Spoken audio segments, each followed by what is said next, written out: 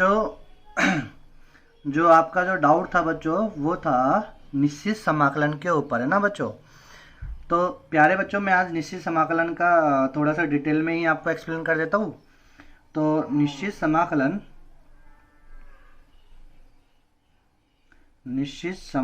Definite integration, निश्चित समाकलन definite integration, ठीक है बच्चों। तो ये अपने क्या है, एक्सरसाइज 10 आरबीएससी बोर्ड एक्सरसाइज 10, ठीक है बच्चों। और जो बच्चे ने डाउट पूछा है तो मैं उस बच्चे को ये बता देना चाहूँगा कि प्यारे बच्चे वो अवकलन नहीं वो समाकलन है ना, तो आप उसको सही करेक्ट कर लेना। अब निश्चित समाकलन क्या होता है, तो देखो बच्चों पहले अपन डिफाइन कैसे करेंगे कि आपसे क्वेश्चन दिया होगा ऐसे x बराबर a से लेके x बराबर b तक कोई फलन है f of x into D X, इसका मान बताओ। ये आपको दे देगा, ऐसे आपको दिया होगा ना, या फिर आपको ऐसे दे देगा y बराबर a से लेके y बराबर b f ऑफ y और dy, ये आपको दे देगा। दोनों में कॉमन क्या है, दोनों में कॉमन कुछ नहीं है, बस यहाँ पे x था तो यहाँ पे y हो गया, यहाँ पे x था तो यहाँ पे y हो गया, यहाँ पे x था तो यहाँ पे भी y हो गया। कॉमन कुछ नहीं, बस चर को बदलाया अपन ने, x की जगह y रख दिया, बस और कुछ नहीं है बच्चों, है ना। अब देखो बच्चों इसका शाब्दिक अर्थ क्या होता है, इसका शाब्दिक अर्थ क्या होता है, तो इसका शाब्दिक अर्थ क्या पढ़ेंगे अपन, शाब्दिक अर्थ। तो क्या है इसका शाब्दिक अर्थ कि एक फलन है f, ठीक है, एक फलन है अपने पास f, उसका जो वक्र है तो f ऑफ x फलन f ऑफ x फलन f ऑफ x का वक्र, फलन f ऑफ x का वक्र x बराबर a x बराबर b व x एक्सिस, देखो मैंने क्या बोला, इसका शाब्दिक अर्थ क्या बोलेंगे अपन, इस पूरे का शाब्दिक अर्थ क्या बोलेंगे, इसको आई लिख दिया। तो फलन f ऑफ x का वक्र x बराबर a x बराबर b व x एक्सिस के द्वारा परिपद क्षेत्र का क्षेत्रफल। और ये क्या हुआ, अरे बच्चों जैसे आप अपने गाँवों में नहीं अपने खेतों पे कुछ अपनी ज़मीन को नापते हैं ना बच्चों, तो पहले तो आप क्या करते हो, बाउंड्री बना लेते हो, है ना, बाउंड्री बना के अच्छे से डिजाइन करके अब आप बोलते हो कि ये देखो ये है मेरा प्लॉट। तो ऐसे ही बच्चों अपन को केवल ये ही पूछा है, तो इसका अपन क्या बोलेंगे कि एफ ऑफ एक्स का जो वक्र है और x बराबर a है और x बराबर v है और x एक्सिस से अपन से जो घिरे क्षेत्र है ना उसका क्षेत्रफल वो इसका आंसर होता है। तो अपन बोलेंगे निश्चित समाकलन जो होता है किसी फंक्शन का वो क्या होता है, वो एक उसका क्षेत्रफल का मान होता है, बस ये चीज़ समझ में आई। चलो अब इसका ये तो शाब्दिक अर्थ हो गया, अब इसका ज्यामितीय भी बना लेते अपन, तो इसका ज्योमेट्रिकल बना लेते हैं, ज्योमिति है ना। तो इसकी ज्योमिति जब अपन बनाएंगे बच्चों, तो जैसे मैंने आपसे बोल दिया कोई भी वक्र है मेरे पास y is equal to F of X, ठीक है, अब माना है इसका वक्र कोई ऐसा ही है, ये ठीक है मेरे प्यारे बच्चों, ये इसका कोई वक्र है ना, और इस वक्र में जो x बराबर a है, ये x बराबर a यहाँ होगा, ये x एक्सिस है और ये y एक्सिस है ना। तो माना मैंने x बराबर a ये यहाँ पे है, x बराबर b वो यहाँ पे है, ठीक है। अब बच्चों देखो x बराबर a समझ में आया ना, x बराबर a क्या होता है, x बराबर a की एक रेखा होती है, x बराबर a क्या होती है, एक रेखा होती है जो किसके समांतर है, y अक्ष के समांतर है। तो x बराबर a एक रेखा है जो x बराबर a से होके गुजरेगी और y अक्ष के समांतर है, तो ये रेखा बन गई x बराबर a। y बराबर बी भी एक रेखा है जो एक्स बराबर बी से होके गुजरती है, बी वाले पॉइंट से, और वाई एक्स के समांतर है। ठीक है, और एक्स एक्सिस क्या है बच्चों, एक्स एक्सिस भी एक रेखा होती है जिसका समीकरण क्या होता है, वाई बराबर 0, और उसका समय उसकी वो भी एक रेखा होती है, वो ये रहा। तो एक्स एक्सिस एक्स बराबर बी, एक्स बराबर ए, और वक्र, अब वक्र पूरा है, अपन को केवल ये वाला वक्र लेना है, से घिरे क्षेत्र का क्षेत्रफल। ये वाला जो आंसर होगा ना मेरे प्यारे बच्चों, ये क्षेत्रफल है ना, इसका जो आंसर होगा ना, इसका आंसर मैं सीधा ऐसे भी लिख सकता हूँ, एक्स बराबर ए से एक्स बराबर B F of X into D X. Are you getting my point प्यारे बच्चों? तो बच्चे आपको समझ में आ रहा है कि क्या है ना? तो निश्चित समाकलन क्या होता है, किसी फंक्शन का निश्चित है ना बच्चों, अपन को दे रखा है, डेफिनेट है, तो दिए गए सीमा, अब बच्चों जो एक्स बराबर है एक्स बराबर बी, इनको सीमा बोलते हैं। तो सीमा के अंतर्गत वक्र का एक्स एक्सिस के साथ परिपथ क्षेत्र का क्षेत्रफल। तो ज्यामितीय और शाब्दिक अर्थ दोनों समझ में आ गए प्यारे बच्चों। चलो अब अपन इसका गणितीय पढ़ते हैं बच्चों। क्या पढ़ेंगे अपन इसका गणितीय रूप? तो एडजस्ट है, हाँ ठीक है बच्चों। अब मैं बात करूंगा बच्चों इसकी गणितीय रूप में, है ना। तो गणितीय रूप में समीकरण की बात करूंगा, गणितीय रूप में समीकरण, या गणितीय रूप में मुझे इसको ये क्षेत्रफल निकालना है। तो ये x बराबर ए एक्स बराबर बी में जो ये क्षेत्रफल निकालना है ना, तो क्षेत्रफल कैसे निकालूंगा मैं बच्चों में?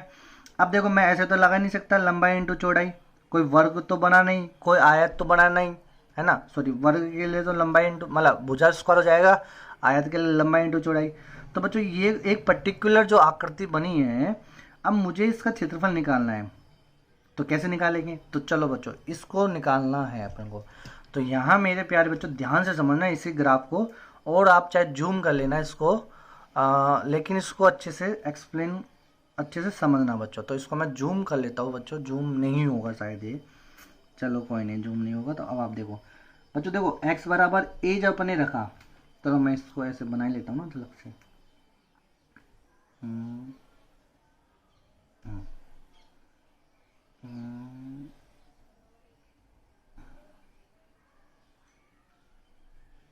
ये वैल्यू थी x बराबर a, और ये वैल्यू थी x बराबर b। ठीक है बच्चों। अब बच्चों देखो x बराबर a के कोरस्पॉन्डिंग मुझे ये वाला मान चाहिए, ये वाला मान। तो ये वाला मान कैसे आएगा? जब फलन में मैं x की जगह रख दूँ a, तो अब मेरे पास ये वाला मान आ जाएगा। ये वाला मान आने का मतलब मेरे पास ये यहाँ से लेके यहाँ तक की लंबाई आ जाएगी। समझ में आया बच्चों? ऐसे ही मुझे ये निकालना है, तो क्या करूँगा मैं, ये वाले मान को फलन में रख दूंगा, तो ये मान कितना जाएगा, एफ ऑफ बी। अब एफ ऑफ बी कितनी वैल्यू हो गई, यहाँ से लेके यहाँ तक की वैल्यू। ठीक है बच्चों। अब मैंने क्या करा मेरे प्यारे बच्चों, मैंने एक एच मोटाई की, एक एच मोटाई की क्या ले ली मैंने, एक स्ट्रिप ले ली, एक एच मोटाई की, एक एच मोटाई की आयताकार लकड़ी ले ली, आयताकार लकड़ी ये ले ली मैंने ना, एक स्ट्रिप ले ली, एच मोटाई की आयताकार एक लकड़ी ले ली, है ना बच्चों। और वो जो एच है ना, वो बहुत जीरो, मतलब एच जीरो भी नहीं होना चाहिए, और एच कोई मान भी नहीं होना चाहिए। तो वो एच क्या होना चाहिए, वो जीरो के आसपास, वो बहुत छोटा सा चिन्ना सा बिल्कुल, है ना। तो उसको चिन्ना सा को अपन क्या लिखेंगे, एच टेंस टू जीरो। अब वो एच टेंस टू जीरो मतलब कि यहाँ आयताकार लिए ना, मतलब तो यहाँ से ये जो दूरी अब आपको दिख रही है कि ये हल्का सा ये, तो ये मैंने एच ले ली, ये तो ये कितनी ले ली मैंने, एच, है ना बच्चों।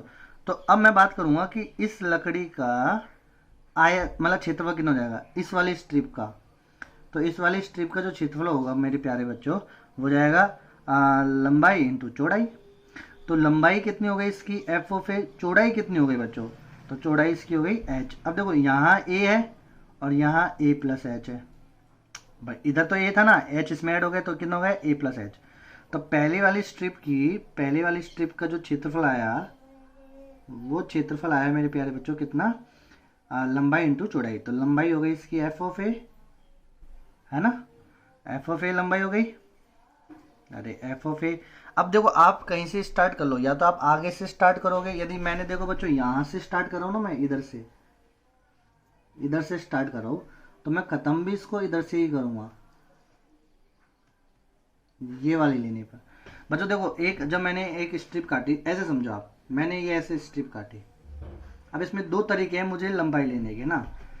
देखो मुझे जो लंबाई लेनी है उसके दो तरीके। पहला तरीका देखो, ये वाला मान था तो वो तो ए था, और ये वाला मान है जो ए प्लस एच है। अब एच बिल्कुल जीरो के बराबर है, दोनों बिल्कुल एक जैसे है ना।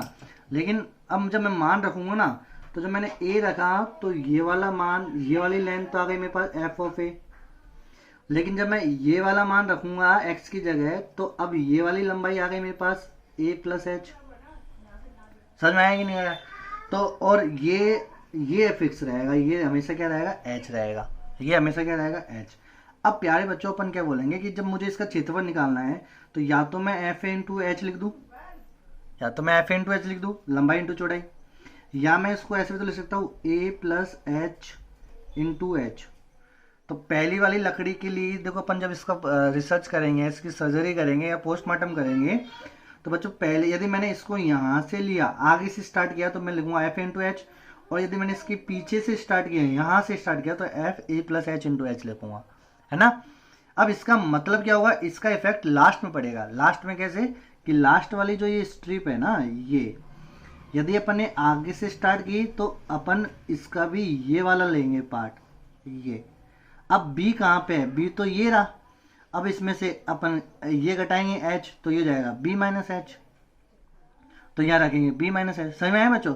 और यदि अपन यहाँ से स्टार्ट करेंगे तो खत्म कहाँ पे करेंगे, b पे करेंगे, तो फिर ये वाली लंबाई लेंगे। ठीक है, तो जो आपकी इच्छा हो, तो चलो आप अपन यहाँ से ले लेते हैं, यहाँ से ले लेते हैं, ताकि लास्ट में आपको दिक्कत ना हो। तो बच्चों ऐसे अपन ने क्या करी, एक h टेंस टू 0 मोटाई की आयताकार लकड़ी काटी, और फिर अपन ने क्या करा, इन सबको ऐड कर दिया। तो h a plus 2h a plus 3h a plus 4h a plus 5h a plus 6h, ये ऐसे ऐसे करके स्ट्रिप काट के, और ये स्ट्रिप काट के और सबका क्षेत्रफल निकाल लिया, और सबको क्या कर दिया अपन ने, जोड़ दिया। तो पूरा क्षेत्रफल आ जाएगा। तो समझ में आया कि अब मैं देखो रिजल्ट लिखता हूँ प्यारे बच्चों। तो इसका रिजल्ट, तो देखो मैं क्या लिखता हूँ प्यारे बच्चों, ध्यान से समझना ना। अभिष्ट क्षेत्रफल दिख नहीं था क्या, पेज एडजस्टमेंट, हाँ। तो देखो बच्चों, अभिष्ट क्षेत्रफल जो मैंने लिखा, अभिष्ट क्षेत्रफल, तो देखो पहली वाली जो स्ट्रिप था इनिशियल, उसकी अपन ने लंबाई तो ले ली थी एफ ए प्लस एच, और मोटाई कितनी थी h। दूसरे वाले की स्ट्रिप जो आएगी वो a प्लस के 2h आ जाएगी और h आ जाएगी। तीसरे वाले की जो लेंगे वो a प्लस के 3h लंबाई हो जाएगी और मोटाई उसकी h हो जाएगी, प्लस सो ऑन प्लस। अब लास्ट वाले की जो अपन लेंगे वो b लेंगे, और क्या लेंगे, h मोटाई। समय b क्यों है ना। अब बच्चों देखो, अब मैंने ये चीज़ और देख लो एक बार, b का और इसका। तो बच्चों ऐसे मैंने कितनी स्ट्रिप ले ली, n। ऐसे कितनी ले ली मैंने, n। ऐसे लकड़ी जो होंगी वो कितनी लकड़ी हो गई, n लकड़ी हो गई। तो यहाँ से लेके यहाँ तक, तो बच्चों देखो b से लेके a तक, तो b माइनस ए बराबर कितना हो जाएगा, NH। b माइनस ए बराबर कितना हो जाएगा, NH हो जाएगा ना। तो रिलेशन समझ में आया ना, कितनी आयताकार लकड़ी है ऐसे, n। तो टोटल लंबाई कितनी हो जाएगी उनको, NH लंबाई, मतलब एक की h है तो टोटल कितनी हो जाएगी, NH। और टोटल अपने यहाँ से निकाल सकते हैं, b ये रहा, a ये रहा, तो b माइनस ए करेंगे तो ये लंबाई रहेगी। तो b माइनस ए बराबर किसका जाएगा, NH के बराबर हो जाएगा। ठीक है बच्चों। तो अब अपन को क्या दे रखा है, b माइनस ए बराबर NH। ये अपन पता ही लग गया, तो यहाँ से b बराबर कितने लग देंगे, a प्लस के NH। तो बच्चों जब ये वैल्यू रखेंगे अपन, तो कितना जाएगा, ये F A plus H H plus F A plus 2h h plus F A plus 3h h plus so on plus F B की जगह रख देंगे a प्लस के NH इंटू एच। अब मेरे प्यारे बच्चों h को अपन कॉमन ले लेंगे, तो क्या जाएगा, F A plus H plus F A plus 2h plus F A plus 3H plus so on plus F A plus NH। ये अब बच्चों देखो ये जो H की वैल्यू है ना, अब ये H अभिष्ट क्षेत्रफल निकाला, लेकिन इसमें अपन को मालूम है H टेंड्स टू 0 है। हे भगवान, अब क्या करेंगे? अब अपन सीधा तो अपन रख ही नहीं सकते। तो बच्चों देखो एक चीज़ और ध्यान से समझना। अब मैं आपको क्या समझाना चाहता हूँ कि एफ एक्स बराबर एक्स प्लस 2 कोई फंक्शन है मेरे पास, और मैंने आपसे बोला बताओ x बराबर 2 पे मान क्या होगा। तो अब आप x बराबर 2 दे दिए ना, तो इसका मतलब अब आप x की जगह क्या रख दोगे? 2 रख दोगे, तो 2 प्लस 2 कितना आंसर आ जाएगा? 4 आ जाएगा। लेकिन मैंने आपसे बोला कि इस फंक्शन के लिए x टेंड्स टू 2 के आसपास मान बताओ, मतलब 2 पे नहीं पूछा, 2 के आसपास मान बताओ। तो अब 2 के आसपास मान बात करोगे तो अब ऐसे थोड़ी आप सीधा ऐसे रखोगे, ऐसे थोड़ी रखोगे 2 के आसपास प्लस 2, ऐसे थोड़ी रखोगे। फिर उसके लिए आप क्या लगाओगे? लिमिट लगाओगे। तो लिमिट को बुलाओगे, लिमिट का आह्वान करोगे। लिमिट क्या बोलती है कि आपको लिमिट क्या बोलेगी कि प्यारे गणित के बच्चों, यदि आपको किसी वैल्यू के आसपास की मान चाहिए फंक्शन के लिए, तो आप मुझे बुलाओ, मैं आपको दूंगी। क्या दूंगी? क्षेत्रफल का मान दूंगी, है ना, आसपास। ठीक है बच्चों, तो मेरे प्यारे बच्चों साइंस के स्टूडेंट है इसलिए ना, तो मैंने आपको पहले अर्थ का समझा दिया। अब ये देखो h टेंड्स टू 0 है ना बच्चों, तो h टेंड्स टू 0 पे निकालना है अपन को इसमें, तो अपन को अब क्या लिखना पड़ेगा? लिमिट। तो फाइनल आंसर जो आएगा इसका, फाइनल आंसर है ना, तो फाइनल आंसर किसका? क्षेत्रफल जो भी निकाला है अपन ने भयानक सा, किसका क्षेत्रफल? इसका, ए से लेके B F of X into D X. इसका फाइनल आंसर क्या लिखेंगे? तो इसका लिखेंगे लिमिट h टेंड्स टू 0 और h अपन ने ले लिया। ठीक है, अब बोलो कितना जाएगा? F A plus H plus F A plus 2H plus so on plus F A plus NH। तो ये उसका आंसर। ठीक है बच्चों, तो ये समझ में आ गया ये चीज़ अपन ने कैसे प्रूफ किया है ना। अब बस कुछ नहीं, अब देखो एक बच्चे ने जो क्वेश्चन पूछा उस क्वेश्चन को भी अपन एक्सप्लेन कर देते हैं। तो बच्चे ने अपन से जो क्वेश्चन पूछा है वो डाउट वाला क्वेश्चन क्या है कि i बराबर 3 से लेके 5 x माइनस के 2 इंटू डी एक्स, ये उसने बालक ने क्वेश्चन पूछा है ना बच्चों। अब इसमें a की वैल्यू कितनी है? 3, इसकी और इसकी तुलना करेंगे। b की वैल्यू कितनी है? 5, ठीक है। और NH की वैल्यू कितनी हो जाएगी? NH की वैल्यू हो जाएगी b माइनस ए, तो 5 में से 3 गए तो 2, तो ये हो जाएगी NH की वैल्यू। ठीक है बच्चों, अब अपन इसको लिखेंगे, तो इसको हल करेंगे तो प्रथम सिद्धांत से, तो लिमिट h टेंड्स टू 0, इसे प्रथम सिद्धांत से समाकलन बोलते हैं और इसको योग संक्रिया भी बोलते हैं ना बच्चों। तो limit h tends to 0, h function में a प्लस एच बैठाएंगे। फंक्शन क्या है अपने पास? अच्छा फंक्शन क्या है? एफ ऑफ एक्स बराबर कितना है? x minus 2। तो x बैठा है तो x minus 2, a plus H बैठाएंगे। a प्लस एच का मतलब क्या होता है? a की वैल्यू कितनी है? a की वैल्यू, चलो पहले तो a प्लस एच बैठा दो, फिर बाद में रख देंगे 1 की वैल्यू 3, बाद में रखेंगे, नहीं अभी रख देते, चलो अभी रख देते। a की वैल्यू कितनी है? 3, तो 3 प्लस एच, फिर 3 प्लस के 2H plus so on plus 3 plus के NH। तो ये वैल्यू रखेंगे ना बच्चों फंक्शन में। तो देखो फंक्शन की वैल्यू पहले x थी तो x माइनस 2, फंक्शन की वैल्यू पहले x थी, फंक्शन में x बैठाया तो आंसर कितना है? x minus 2। अब फंक्शन में मुझे क्या बैठाना है? 3 प्लस एच, 3 प्लस एच, तो कितना जाएगा? 3 प्लस एच माइनस 2, तो 3 प्लस एच माइनस 2 आ जाएगा, 3 प्लस एच माइनस 2। फिर ऐसे इसके लिए कितना जाएगा? प्लस 3 प्लस के 2H माइनस 2, प्लस ऐसे तीसरा के लिए कितना जाएगा? 3 प्लस के 3H minus 2 plus so on, plus इसके लिए कितना जाएगा? 3 प्लस के NH माइनस के 2। समझ आया प्यारे बच्चों? अब देखो क्या करना है अपन को कि ये देखना है कितनी बार H गए, H की वैल्यू ना। तो देखो यहाँ से limit h tends to 0, h 3 में से 2 गए तो 1 प्लस h, 3 में से 2 गए तो 1 प्लस 2H, 3 में से 2 गए तो 1 plus 3H plus so on, plus 3 में से 2 गए तो 1 प्लस NH।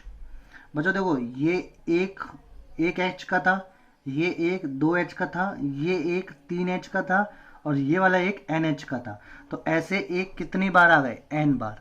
ऐसे एक कितनी बार आ गए? n बार। तो n प्राकृत संख्याओं का योगफल वाला सूत्र लग जाएगा। अरे 1 + 1 + 1 कितनी बार है, n बार है ना। तो जैसे मैंने बोला 1 + 1 + 1 3 बार है, तो आंसर कितना जाएगा 3। अरे मतलब 3 आ जाएगा ना, कितनी बार है 3 बार। ऐसे 1 + 1 कितनी बार है 4 बार, तो 4। ऐसे 1 + 1 + 1 कितनी बार है n बार, तो n आ जाएगा। तो limit h tends to 0 h n आ जाएगा, 1 1 1 1 n आ जाएगा।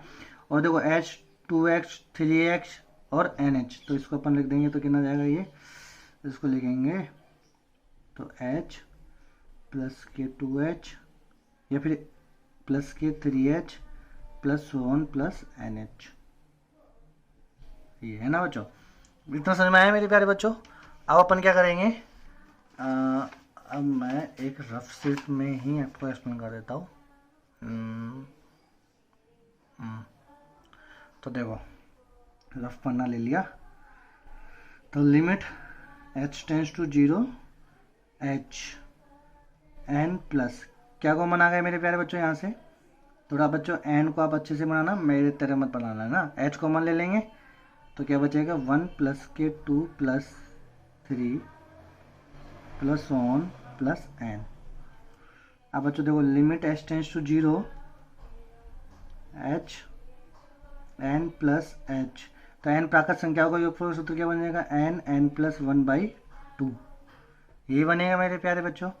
अब इसमें क्या आ जाएगा, limit h tends to 0 h से गुना कर दूं मैं तो NH प्लस h से गुना करूंगा तो कितना जाएगा h² n + 1/2, h से गुना कर देना अंदर। तो limit h tends to 0 NH plus, अब बच्चों देखो यहाँ से अपन क्या कॉमन ले लेंगे, n कॉमन ले लो, n h² है ना, तो ऐसे करेंगे अपन, पहले इसको मल्टीप्लाई कर लेते हैं। देखो h² n को इससे गुना करेंगे तो कितना जाएगा n² h²/2, ये हो जाएगा। फिर h² n को इससे गुना करेंगे तो कितना जाएगा n h²/2। नहीं समझ में आया बच्चों, h² n का गुना n से करा तो n² h² आ जाएगा, फिर 2 से अपन ने इसको डिवाइड कर दिया। ऐसे ही h² n को अपन ने 1 से वो करा मल्टीप्लाई किया तो n² h² आ गया, फिर इसको 2 से मल्टीप्लाई कर दिया। अब बच्चों देखो यहाँ पे अपन NH की वैल्यू कितनी आई थी, NH की वैल्यू 2 नहीं दिख रही है आपको, तो आप वीडियो को वापस अब देखो, अब दिख गई NH की वैल्यू कितनी है 2, तो NH की वैल्यू 2 रखेंगे अपन। तो लिमिट h टेंस टू 0, ये NH की वैल्यू 2 आ गई, प्लस ये NH का होल स्क्वायर तो 2 का स्क्वायर 4/2, प्लस ये NH की वैल्यू नहीं है इसमें, NH हाँ इसको ऐसे ले सकता हूँ NH × H, तो NH की वैल्यू कितनी हो गई इसमें 2, तो 2H/2 यही होगा ना। अब बच्चों देखो यहाँ इसको काटेंगे तो 2 + 2 कितना हो गया 4। अब बच्चों देखो जब आपके h खत्म हो जाए ना जिस पद में से, उसको बाहर निकाल लो, लेकिन इसमें h खत्म नहीं हुआ, 2 से 2 कटा h अभी रहा, तो 4 प्लस लग रहा है ना, तो प्लस लेंगे। Limit h tends to 0 h, तो h के लिए 0 रख देंगे तो 0, तो 4, तो कितना आंसर आया इसमें 4। बच्चों वापिस से एक्सप्लेन कर देता हूँ लिमिट। अब बच्चों देखो ये चीज़ भी आपको समझ में नहीं आ रही ना, तो इसमें अब गलती ना मेरी है ना आपकी है, तो फिर आप बोलोगे गुरु जी गलती किसी है, गलती आपके मन की है, आपके ललक की है, आपके सीख की है, आपने उसमें दिमाग ही नहीं लगाया। ये सीमा की प्रॉपर्टी है बच्चों। सीमा की प्रॉपर्टी में क्या होता है कि यदि कोई फंक्शन f(x) + g(x) ऐसा कुछ है तो अपन अलग अलग सीमा भी ले सकते हैं। 2 की अलग सीमा लो तो 2 आंसर, इसके अलग सीमा लो +2, तो +2 कितना हो गया 4। अब इसकी अलग सीमा लेंगे, अब इसमें तो h आ गया, h के लिए 0 रख देंगे तो 0 आ गया, तो आंसर कितना आ गया 4। समझ में आया बच्चों, तो इसका आंसर कितना जाएगा 4। अब देखो सीधा लेट मी चेक, अब आप सीधा भी चेक कर सकते हो, 3 से लेके 5 x - 2 × dx, इसका समाकलन करना है अपन को, यही था। तो इसको मैं ऐसे अलग अलग कर सकता हूँ, 3 से लेके 5 x × dx -2 वाले लिए 3 से लेके 5 1 × dx। अच्छा इसका तो जाएगा x²/2, 3 से लेके 5 वैल्यू रखेंगे -2, dx का x हो जाएगा 3 से लेके 5, तो 5 में 25 हो जाएगा, ये -3 × 9/2, ये हो जाएगा -2, 5 में से 3 गए तो 2। अब बच्चों देखो 25 में से 9 गए, 16 में 2 का भाग लगाएंगे 8 - 2 दूनी 4, तो 8 में 4 गए तो 4 इसका आंसर। ठीक है मेरे प्यारे बच्चों, समझ में आया आपको। तो ऐसे ही बच्चों आपको मेहनत करनी है अच्छे से, और मैथ में अच्छे नंबर लेके आना है। और अच्छे आपके स्कूल के नाम को आपको रोशन करना है, आपके पेरेंट्स के नाम को रोशन करना है, और मैथमेटिक्स गुरु के नाम को भी आपको रोशन करना है। बच्चों चैनल को सब्सक्राइब करो, सब्सक्राइब करने से आपका तो कुछ नहीं जाएगा, लेकिन आपके गुरु जी का कुछ प्रॉफिट हो जाएगा। ठीक है बच्चों, हैव ए गुड डे।